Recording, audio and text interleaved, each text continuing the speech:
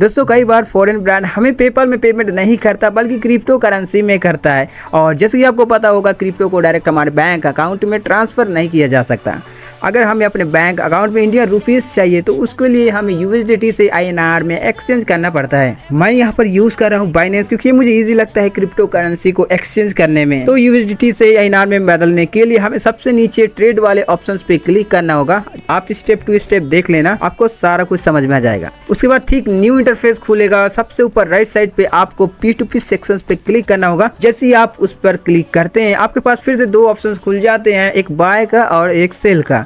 अगर आपको डॉलर खरीदना है तो आपको यहाँ पर बाय करना होता है, लेकिन हम लोग यहाँ पर डॉलर के बदले इंडियन करेंसी चाहते हैं लेना, इसलिए हम यहाँ पर सेल करेंगे और अमाउंट डालेंगे कि कितना हमें यहाँ से चाहिए। दोस्तों ये जो लिस्ट दिख रहा है सेल करने का, ये वो लोग हैं जिसे हम लोग डॉलर बेचने वाले हैं और इसके बदले में हमें इंडियन रुपीज मिलेगा। तो मैंने यहाँ पर एक बायर्स को चुना है, लेकिन इसके पास सिर्फ 7,000 है और मैंने यहाँ पर इंटर किया है 8,000। चलो 7,000 से ही काम चला लेते हैं। लेकिन आपको जितना अमाउंट चाहिए उतना अगर किसी के पास नहीं है तो आप स्क्रीन पर बैक होकर न्यू लिस्ट जान सकते हैं रिफ्रेश करके और दूसरा क्लाइंट पकड़ सकते हैं। आपको अमाउंट डालने के बाद ऑर्डर प्लेस करना होता है, ठीक है। उसके बाद आपको इस तरह का इंटरफेस दिखाई देगा जहां पर तुम अपना अकाउंट नंबर या फिर यूपीआई आईडी चेक कर सकते हो, जिससे सामने वाला पेमेंट करेगा तुम्हें। यहाँ पर कई बार लोगों के साथ स्कैम भी हो जाता है, इसलिए हमेशा बायर्स या सेलर्स को कहो कि जो अकाउंट है उसी अकाउंट से पेमेंट आना चाहिए। कई लोग बोलते हैं कि मैं अपने फ्रेंड्स के अकाउंट से जो है भेज रहा हूँ या फिर, तो वो लोग स्कैम कर देते हैं, ठीक है। मतलब सीधी शब्दों में कहा तो यही है कि जो बाइनेंस में ऐड है अकाउंट, सिर्फ उसी अकाउंट से पेमेंट आने चाहिए या फिर जाने चाहिए। एक्सचेंज करते टाइम किसी से गलती हो जाए तब भी आपको यहीं पे चैट करना है, व्हाट्सएप वगैरह पे जाने की जरूरत नहीं। वैसे अभी तक मुझे जितना भी बायर्स मिले हैं वो लोग 2 से 3 मिनट के अंदर मुझे पेमेंट कर देते थे, लेकिन ये पहली बार ये बंदा मुझे 20 से 25 मिनट ले गया बिना मतलब का। अगर आप करेंसी एक्सचेंज कर रहे हो उस दौरान आपका फोन जो है लैग हो जाए या फिर मिनिमाइज होकर या फिर ऑफ हो जाए तो आपको घबराने की कोई बात ही नहीं है, क्योंकि आपको हर टाइम नोटिफिकेशन आता रहेगा, ठीक है। या फिर आपने जहां से ट्रेड लिया है वहां पर जाकर आप ऑर्डर पे देख सकते हो रिसेंट ऑर्डर जो अभी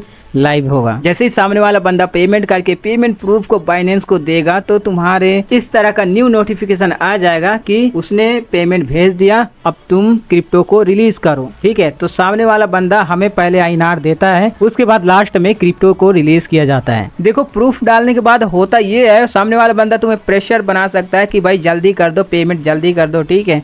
पर आपको कंफर्म करने के बाद ही पेमेंट करना है।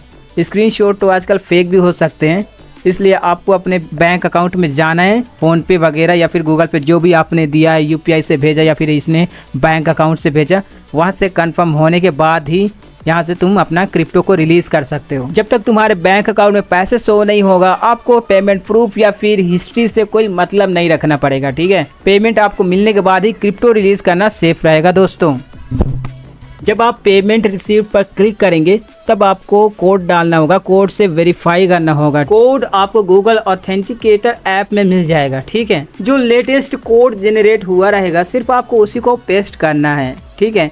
कई बार आपके पास ईमेल से भी कोड आ सकता है, लेकिन इस बार मेरे में सिर्फ गूगल ऑथेंटिकेटर ऐप में ही आया और उसको पेस्ट करते ही मैंने उस बंदे का क्रिप्टो रिलीज कर दिया। तो दोस्तों वीडियो में बस इतना ही। उम्मीद है न्यू यूजर्स को पसंद आएगा।